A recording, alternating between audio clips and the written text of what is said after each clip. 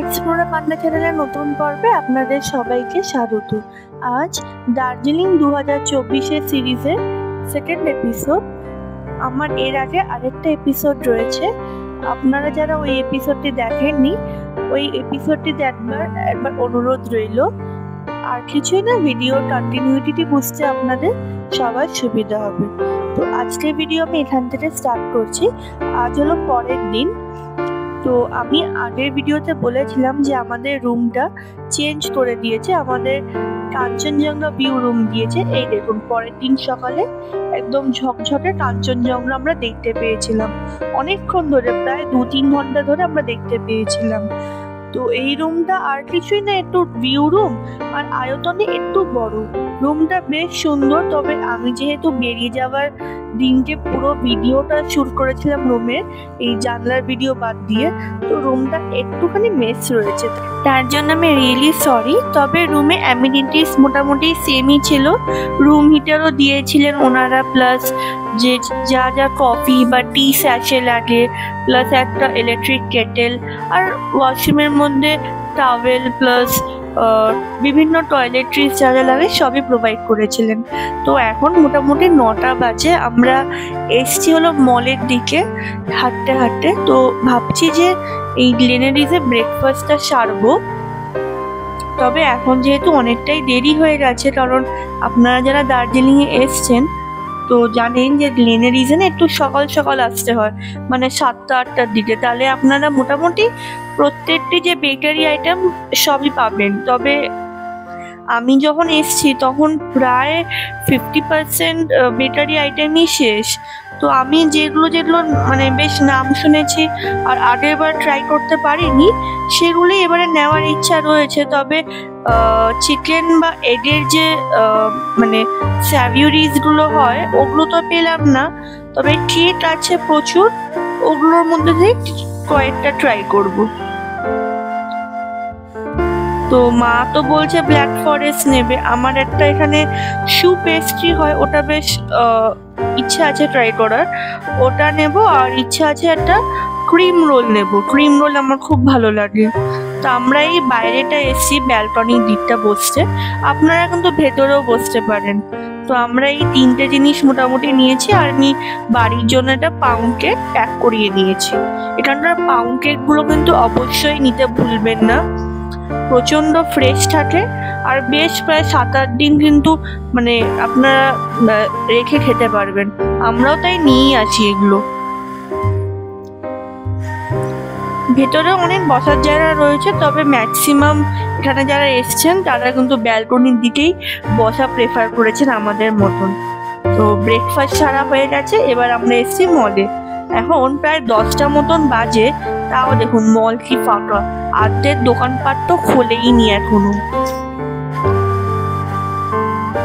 কেননা দোকানপাটগুলো খুলতে প্রায় 11টা কিন্তু বাজিয়ে দেয় মলের।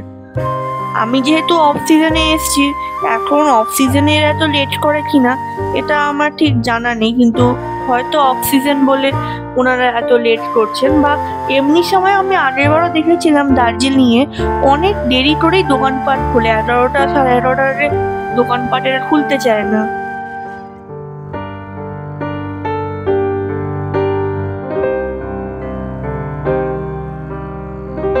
আজ আমাদের কোনো ট্রাভেল আইটিনারি সেরকম বানানো নেই, তবে ইচ্ছা রয়েছে যে আজ রোপওয়েতে যাওয়া। কারণ আগের বার দার্জিলিংয়ে এসে না, যখন আমরা 7 পয়েন্ট সাইট সিইং করেছিলাম, বা আপনারা যারা 7 পয়েন্ট সাইট সিইং করার কথা ভাবছেন বা করেছেন তাদের উদ্দেশ্যে বলি, মানে যারা করেছেন তারা তো জানেনই যে 7 পয়েন্ট সাইট সিইং এর মধ্যে ওই দার্জিলিং রোপওয়েটা কিন্তু নামেই লেখা থাকে, ওটা আদতেও আপনাদের কোনোদিনই নিয়ে যায় না। এর অবশ্য কারণও রয়েছে, তার কারণ হলো দার্জিলিং রোপওয়েতে প্রায় 1.5 থেকে 2 ঘন্টা আপনাদের লাইন দিতে হয়, তো যার জন্য গাড়ির ড্রাইভাররা দাঁড়ায় না। তো আমরা ওই জন্য আজকের দিনটাই রেখেছিলাম রোপওয়ের জন্য মেনলি। তো আজকে আমরা যাচ্ছি রোপওয়েতে। তো রোপওয়ে যাওয়ার জন্য এবার গাড়ি লাগবে, কারণ মল থেকে প্রায় অনেকখানি ডিস্টেন্স, হেঁটে যাওয়া একদমই পসিবল না। আর রাস্তাও সেরকম চিনি না আমরা, গুগল ম্যাপ ধরে গেলেও কিন্তু অনেক প্রবলেম। কারণ গুগল ম্যাপে দেখাচ্ছে প্রায় 40 মিনিট মতন লাগবে। তো পাহাড়ি রাস্তায় আমরা যারা রেগুলার হাঁটি না তাদের পক্ষে এতক্ষণ হাঁটা তো সম্ভব নয়। তো এবার গাড়ি বুক করতে হবে। এই গাড়ি বুক করার ব্যাপারে বলি, আপনারা যদি ওই ক্লাব সাইড ট্যাক্সি স্ট্যান্ড থেকে বুক করছেন, মানে যেটা হোটেল রামাদা বা কুমড়া রেস্টুরেন্টের সামনে, ওইখানে কিন্তু গাড়ি ভাড়ার দামটা আমার কম্পারেটিভলি বেশি লেগেছে।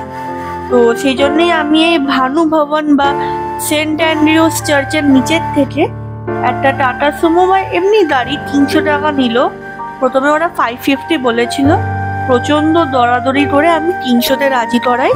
এই রোপওয়েতে আমি তারপর আসি। রোপওয়ের টিকিট পার হেড 260 করে নিয়েছিল। আর আমাদের টিকিট কাটার সময় বলে দিয়েছে যে আপনাদের প্রায় 1.5 ঘন্টা কিন্তু লাইন দিতে হবে। তো ঘড়ি মেপে দেখলাম 1.5 ঘন্টার বেশি আমরা লাইনে দাঁড়িয়ে। এইখানে যে রোপওয়েটা আছে, রোপওয়েটার নিচে একটা টি এস্টেট আছে। ওই টি এস্টেটে যায় গিয়ে আপনাদের ওখানে নামতে দেয়। নেমে আপনারা টি এস্টেট ঘুরে পরে হয়তো লাইন দিয়ে আবার যেই রোপওয়েটা যেই কেবিনটা আবার ওপরে আসবে সেটা করে আপনারা আসতে পারেন। তো এবার এখানে একটা প্রবলেম হয়েছে, সেটা হলো আমরা যেদিন গেছিলাম ওদিন কোনো একটা ফেস্টিভ্যাল ছিল, যার ফলে আমাদেরকে বললো যে আপনাদের এই যে রোপওয়েটা করে আপনারা নিচে যাবেন ওইটা করেই আপনারা আবার ডাইরেক্ট ওপরে চলে আসবেন, আপনাদের কোনো রকম ব্রেক বা নিচে নামতে দেওয়া হবে না। তো এবার আমরা অলরেডি এসে টিকিট কেটে ফেলেছি, আর তো কিছু করা যাবে না। তো আমরা বলি ঠিক আছে, তো আমরা লাইনে দাঁড়িয়ে পড়ি। তো এবার এতে অনেক প্রবলেম আছে, যেরকম আমার যেটা প্রবলেম হয় সেটা হলো রোপওয়ে তো একটুখানি একদম ডাইরেক্ট নিচে যায়, তো সাফোকেশন হয়। তো আমার যে প্রবলেমটা হয়েছিল আপনাদের বলি, এই রোপওয়ে যখন এই দেখুন ধাক্কা মারছে, ওঠার সময় আমার ধাক্কা মারবে, আর যখন নিচে যাবে তখন একবার পুশ করবে মোশনে আনার জন্য। তো এবার এই সময়ে একটা জোরে করে পুশ করে আর তারপরে নিচে যায় রোপওয়েটা। এমনি রোপওয়েটা ভালোই, খারাপ না। ভেতরে 6 জনের সিটিং অ্যারেঞ্জমেন্ট রয়েছে। তো নিচে যাওয়ার সময় তো এক ব্যাপার, যখন ওপরে আসবে উল্টো মোশনে, যদি আপনারা উল্টো দিকে বসেন তখন হয় যে প্রবলেমটা, সেটা হলো আপনাদের অনেকে আমার মতো একটু বমি ফিলিংটা আসতে পারে, ভমিটিং ফিলিং আসতে পারে। তো এই জন্যই মনে হয় আমার যে রোপওয়েটা আছে, আপনারা যদি একটু 5 মিনিট হলো রোপওয়ে থেকে নেমে একটুখানি ফ্রিলি ঘুরতে পারেন, যেরকম নর্মাল দিনে হয়, ওটা করলে বেটার। তো কোনো ফেস্টিভ্যাল যদি পড়ে ওদিনকে রোপওয়ে প্ল্যানটা করবেন না, তার আগে পরে প্ল্যান করে নেবেন। আমরা জানতাম না বলে প্ল্যানটা করেছিলাম, তারপরে এই প্রবলেমটা হয় আর কি। তবে দার্জিলিং এ এলে এই রোপওয়েটা একবার পারলেও চড়ে দেখবেন, বেশ সুন্দর। পুরো ভ্যালি ভিউটা আপনারা পাবেন, নিচে যে পুরো চা বাগানে ভর্তি ওটা আপনারা দেখতে পাবেন। তারপর নিচের দিকে যে বিভিন্ন রকম মাউন্টেন রেঞ্জগুলো রয়েছে ওগুলো দেখতে পাবেন। আর আমার মনে হয় এখন তো প্রায় 1টা মতন বাজে, যখন একটু সকালের দিকে আসবেন বা স্কাই ক্লিয়ার থাকবে, হয়তো মাউন্ট কাঞ্চনজঙ্ঘাও দেখা যাবে এখান দিয়ে। তো এই রোপওয়ে যে পুরো জার্নিটা অসম্ভব ভালো। মোট 30 মিনিটের মতন জার্নি ছিল, নিচে নামতে 15 মিনিট, ওপরে উঠতে 15 মিনিট। আর মোটামুটি একবারে একটাই ছাড়ছিল দেখলাম, এই একটা নিচে যাচ্ছিল, গিয়ে তারপর ওটাকেই আবার রিটার্ন ব্যাক করাচ্ছিল। কারণ বললামই আজকে তো আর নিচে নামতে দেয়নি আমাদের। আমার ইচ্ছে ছিল নিচে যেরকম সবাই নামে ওরকম একটুখানি টি গার্ডেনটা ঘুরে দেখবার। তো যাই হোক, এবারে আর ঘোরা হলো না নিচের টি গার্ডেন। তবে হ্যাঁ, এই রোপওয়ে থেকে আপনারা নিচে বেশ সুন্দর যে দৃশ্যটা আছে ওটা দেখতে পাবেন, যে নিচে সুন্দর চা বাগান রয়েছে, তারপর বিভিন্ন রকম যে রাস্তা রয়েছে, আঁকা বাঁকা রাস্তা পাহাড়ের, বেশ সুন্দর লাগে। ওপর থেকে প্যানোরামিক ভিউ আসে। মোট কথা আপনারা এই দার্জিলিং রোপওয়ে কিন্তু বেশ এনজয় করবেন। হ্যাঁ, টিকিট প্রাইসটা একটু বেশি, পার হেড 260। তবে জার্নিটা প্রচন্ড ভালো। আমি আজকের দিনে ভেবেছিলাম জুটাও প্ল্যান করবো, বাট যেহেতু পরে দেখলাম থার্সডে, তো থার্সডে তো বন্ধ থাকে এখানকার দার্জিলিং জু। তো দার্জিলিং জুটা আর আমার এবারে ঘোরা হয়নি, আমি এই রোপওয়েটাই শুধু ঘুরলাম। এই রোপওয়ের ভিডিওটা একটু লং হয়েছে আজকে, তার রিজনটাই হলো যে এত সুন্দর রোপওয়ে দিয়ে দৃশ্যটা এসছে না, মানে আমি আর ভিডিও বেশি এডিট করিনি, মানে বেশি আর টাচ করিনি। মোটামুটি ভিডিওটা একটু রই রয়েছে আজকে, এডিটিং কম রয়েছে। তার কারণই হলো এত সুন্দর দৃশ্য, মানে সত্যি মন জুড়িয়ে যায়। মানে সুবিস্তৃত চা বাগানগুলো দেখতে অপূর্ব লাগে।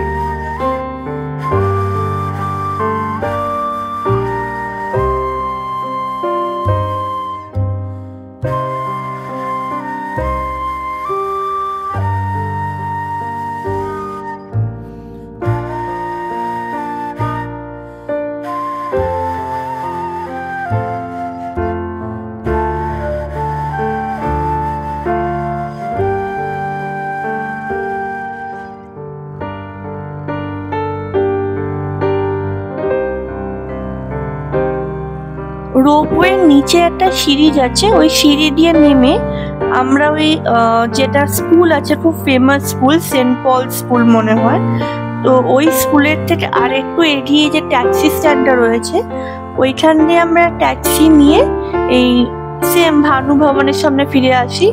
আমাদের সেই 300 টাকাই নিয়েছে। তো মোট কথা রোপওয়ে ঘুরতে গেলে আপনাদের 300, 600, আর যতজন থাকবেন সেই মতে রোপওয়ে টিকিট 260 পার হেড করে আপনাদের মোট একটা রোপওয়ে সাইট সিইং প্যাকেজ মতন তৈরি হবে। আর এমনি যদি আপনারা অন্যান্য প্যাকেজে রোপওয়ে নেন, তো আপনারা রোপওয়ে কিন্তু ঘুরতে পারবেন না।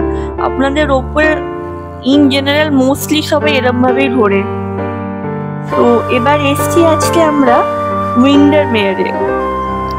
না, আমরা উইন্ডারমেয়ারে থাকছি না বা থাকার কোনো প্ল্যান নেই। উইন্ডারমেয়ারটা একটা কলোনিয়াল হেরিটেজ বাংলো বলতে পারেন। তো এইখানকার রুম ফেয়ার প্রচন্ড এক্সপেন্সিভ। তো আমরা এসছি কেন না, এখানে আমার মা যাওয়ার সময় দেখেছে যে এই উইন্ডারমেয়ারের নিজস্ব একটা রেস্টুরেন্ট রয়েছে, প্রচন্ডই ফাইন ডাইনিং রেস্টুরেন্ট। রেস্টুরেন্টের নাম হলো উদারিং বাইটস। আমি স্ক্রিনে নামটা দিয়ে দেবো, হয়তো প্রনাউন্সিয়েশন ঠিক হয়নি। তো এই উদারিং বাইটসে আমার মা বললো লাঞ্চ করবে আজকে, কারণ মেন কথা হলো উইন্ডারমেয়ারটাকে একবার ঘুরে দেখা, এটাই হলো আমাদের মেন উদ্দেশ্য। তো এবার ওখানে যে গার্ড ছিল তাকে জিজ্ঞাসা করলাম যে আমরা তো এখানে থাকছি না, তো আমরা লাঞ্চ করতে পারবো কিনা। তো বললো যে হ্যাঁ, এখানে যারা থাকছে বা যারা থাকছে না সবাই লাঞ্চ করতে পারে বা ডিনারও করতে পারে। মানে মোটামুটি সকাল 9টা থেকে ওই রাত 10টা পর্যন্ত এখানকার যে ফাইন ডাইনিং রেস্টুরেন্ট ওটা ওপেন আছে। তো রেস্টুরেন্টটা এদিকে, বাদিকে তো ছিল যে কটেজগুলো থাকার। এই যে রেস্টুরেন্টে এরকম, রেস্টুরেন্টটা ওপেন রুফ না, তবে টেরেস, মানে রুফে পুরো গ্লাস দেওয়া, তো বেশ সুন্দর, স্কাইটা খুব ক্লিয়ার দেখা যাচ্ছে, খুবই সুন্দর, মানে প্রচন্ড সাজানো গোছানো রেস্টুরেন্ট। রেস্টুরেন্টের মেনু বুকটা দেখানোর আগে আমি রেস্টুরেন্টের একটা ব্যালকনি ভিউ দিই। এইখানে আপনারা এই আউটডোরেও মানে খেতে পারবেন, ওই পরিষেবাও রয়েছে। তবে হ্যাঁ, এইখানে একটা প্রবলেম রয়েছে, সেটা হলো আমি যখন উইন্ডারমেয়ারে ওই সিঁড়ি দিয়ে উঠছিলাম তখন দেখি প্রচুর বাদর রয়েছে এখানে, মানে এক গাছ থেকে আরেক গাছে ঝাঁপিয়ে চলে বেড়াচ্ছে। তো এবার এইখানেও তো বাদর রয়েছে। আমি জিজ্ঞাসা করলাম ওনাদের স্টাফকে এখানে বসলে কি সেফ হবে? বললো বাদর যে কোনো টাইমে আসতেই পারে, তার তো কোনো গ্যারেন্টি নেই। তো যার জন্য আমরা এই আউটডোর ইটিংটা করলাম না, আমরা ভেতরেই গিয়ে বসলাম। আর আমাদের পরে আরেকটা কাপল এসেছিল, ওনারাও দেখলাম ভেতরেই বসলো। তবে বাইরেটা দেখতে খুব সুন্দর লাগে। এখানে একটা বার সেকশনও রয়েছে, তো আপনারা এইখানে পুরোটা দেখবেন, প্রচন্ড সুন্দর করে সাজানো রেস্টুরেন্টটা। আমি যতটা পেরেছি তুলে ধরার চেষ্টা করেছি উইন্ডারমেয়ারের এই রেস্টুরেন্টটাকে। এবার চলুন অর্ডার করার পালা, অনেক ঘুরে দেখেছি।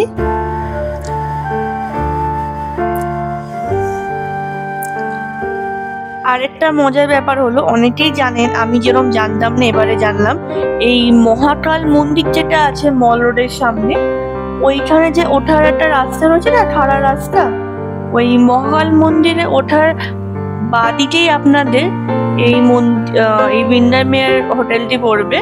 তো মানে আপনি এখানে থাকলে পরে আপনার মহাকাল মন্দির দর্শন করতে খুব সুবিধা হবে, কারণ এখান থেকেই আর একটুখানি ওপরে গেলে আপনারা মন্দিরটি পাবেন। চলুন এবার আপনাদের সাথে মেনু বুকটি শেয়ার করি। এখানে উইন্ডারমেয়ারের পুরো হিস্ট্রিটা লেখা রয়েছে, আপনারা চাইলে পজ করে পড়ে নিতে পারেন। এখানে মোটামুটি সবই পাওয়া যায়। আমি না মানে এখানে যে চাইনিজ ফুড আইটেমগুলো আছে ওগুলো অনেক পরে খেয়াল করি, অর্ডার করে দেওয়ার পরে। তো যার জন্য আমি চাইনিজ ফুড আইটেমগুলো অর্ডার করতে পারিনি, কারণ অলরেডি আমি নর্থ ইন্ডিয়ান দুটো আইটেম অর্ডার করি, লাচ্ছা পরাঠা, 3টে লাচ্ছা পরাঠা আর 1 প্লেট বোধহয় চিকেন মেথি মালাই। দামগুলো তো মেনু বুকেই আছে, আপনারা একটু পজ করে দেখে নেবেন। এই যেখানে মোটামুটি সব পাওয়া যায়, continental, Chinese, north Indian, Bengali cuisine কিন্তু নেই এখানে। এখানে এলে আমার মনে হয় চাইনিজ আইটেমটাই আপনাদের অর্ডার করা ভালো, কারণ নর্থ ইন্ডিয়ান আমি যেটা অর্ডার করেছিলাম খেতে ভালোই, তবে আটার লাচ্ছা পরাঠা আমাদের সার্ভ করেছিল, তো আমার ওটা ঠিক ভালো লাগেনি। তো এমনি ভালোই ঘিয়ের পরোটা ছিল, মানে তেল ইউজ করেনি আমি দেখলাম। তো পুরো মেনু বুকটা আপনারা একবার দেখুন যতক্ষণ না আমার খাবারটা আসে। এই যে আমাদের খাবার চলে এসছে, 3টে লাচ্ছা পরাঠা দিয়েছি আমি, আর 1 প্লেট মুগ মেথি মালাই। তো প্রথমেই যেটা আমার খারাপ লেগেছে সেটা হলো আটার লাচ্ছা পরাঠা। আমি মাইন্ডে সিমলা বিরিয়ানি লাচ্ছা পরাঠা নিয়ে অর্ডার দিয়েছিলাম, তো ওই জন্য আমার প্রচণ্ড হতাশা হয়েছিল। যাই হোক, তো আপনারা যদি আটার লাচ্ছা পরাঠা খেতে ভালোবাসেন তো আপনারা অর্ডার করতেই পারেন লাচ্ছা পরাঠা। আমার মোটামুটি অ্যাভারেজ লেগেছে, খুব যে আহামরি তা নয়। উল্টো দিকে দেখেছিলাম আরেকটা কাপল এসেছিল, ওনারা চাইনিজ অর্ডার করেছিলেন। তো আপনারা এখানে এলে চাইনিজ অর্ডার করতে পারেন। মুগ মেথি মালাইটা খুব ভালো ছিল, মানে একদমই ঝাল ছিল না, কারণ খুব একটা স্পাইসি হয় না এই ডিশটা, বেশ ভালোই ছিল। আমার একটুখানি ওই ইটালিয়ানের যে হোয়াইট পাস্তা হয় না, ওটার যে বেসটা হয় অনেকটা ওই ওরকম খেতে লেগেছে বেসটা, মানে গ্রেভিটা। তো খাওয়ার মোটামুটি অ্যাভারেজ, খুব খারাপ না, তবে হ্যাঁ খুব যে আহামরি ভালো তাও নয়, মোটামুটি খাওয়ার। এখানে মেইনলি আমার আসার রিজনটাই ছিল উইন্ডারমেয়ারে মানে ঘুরে দেখার। খাবারের দাম নর্মালি অন্যান্য রেস্টুরেন্টে যা হয় আমাদের এখানে সিমলা বিরিয়ানি বা আমিনিয়ার মতনই দাম। খাবারটাও ঠিকঠাকই, তবে ওই লাচ্ছা পরোটা আটার, এটাই দুঃখের বিষয়, আর কিছুই নয়। তো এটা হলো উইন্ডারমেয়ারের কটেজ এরিয়া, এগুলো সব কটেজ। উইন্ডারমেয়ারের একটা লাস্ট গ্লিমস আমি দিয়ে দিই বেরোনোর আগে। ওখানকার স্টাফ কিন্তু খুব কোঅপারেটিভ আমি দেখলাম, মানে আমরা প্রায় অনেকক্ষণই ছিলাম উইন্ডারমেয়ারে, প্রায় 1.5-2 ঘন্টা মতন। সঙ্গে আমরা আরও স্ন্যাক্স নিয়েছিলাম, ফ্রেঞ্চ ফ্রাইস, ওগুলো আর দেখানো হয়নি আমার। এরপর চলুন বেরোনো যাক, কারণ অলরেডি না এখন 4টে বাজে, আমরা এসেছিলাম 3টের দিকে।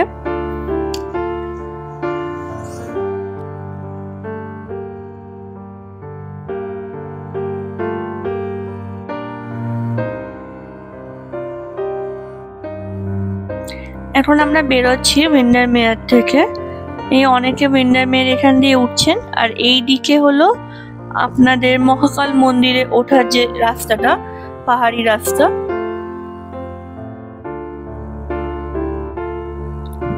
মহাকাল মন্দিরের রাস্তা কিন্তু প্রচন্ডই খাড়াই, তো সেই মতে আপনারা আসবেন। তো এই রাস্তা দিয়ে নেমে এইদিকে চলে যাচ্ছে হলো অবজারভেটরি হিল, আর তার উল্টো দিকে তো মল রোডই। তো এখন মোটামুটি আমরা যখন বেরোই তখন ঘড়িতে বাজে 4:15। তো আমরা এখন মল রোডে যাচ্ছি না, আমরা আজকে প্ল্যান মতন অবজারভেটরি হিলেই যাচ্ছি হাঁটতে হাঁটতে। তো গুগল ম্যাপে চেক করলাম, মোটামুটি বলছে 12 মিনিট লাগবে। তো এবার এই অবজারভেটরি হিল যাওয়ার রাস্তা আরো দুটো বসার জায়গা পড়ে, এমনি ওটাও একটা ভিউ পয়েন্ট, তবে ওটা অবজারভেটরি হিল ভিউ পয়েন্ট ঠিক না। তো ওইখানে আমরা 1-2 মিনিট রেস্ট নেব। এইখানে আমি মানে আগের বার এই দিকটা আমার আসা হয়নি, এত তো একবারে কভার করা যায় না, তাই এবারে প্ল্যানে ছিল যে এই দিকটা আসবই। তো এইখানে দেখলাম অনেক হোটেল রয়েছে বেশ কয়েকটি, আর এই হোটেলগুলো একটু প্রিমিয়াম ক্লাসের, কারণ এইখান দিয়ে কাঞ্চনজঙ্ঘার প্রচন্ড ভালো ভিউ পাওয়া যায়। আর এক তো এই রাস্তাটা পুরোটাই স্ট্রেট, আর ভানু ভবনের একদম সামনে। মানে এইখানে আপনারা যদি আসতে চান, মানে থাকতে চান, আপনারা গাড়ি নিয়ে ভানু ভবন দিয়ে এন্ট্রি নিতে পারেন, তাহলে আপনাদের সুবিধা হবে, বা ভানু ভবনের সামনে আপনারা ড্রপ নিতে পারেন। এই যে এইটা হলো ফার্স্ট স্টপ, মানে ফার্স্ট বসার জায়গা বা first view point, observatory hill যাওয়ার রাস্তা। এখানে অনেকে বসে আছে। এটা মোটামুটি 5-6 মিনিট পর এই পয়েন্টটা এলো।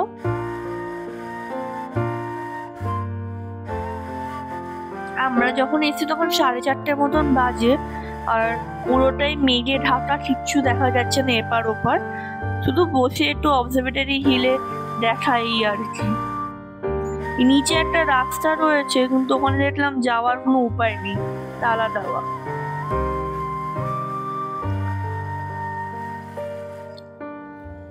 অবজারভেটরি হিলের রাস্তাটা পুরোই অন্ধকার, মানে আমি দেখলাম এখন তো বেশি বাজে না, 4:30 মতন প্রায় বাজে, তাতেই পুরো মেঘ কুয়াশা মিলেমিশে একদম অন্ধকার হয়ে গেছে।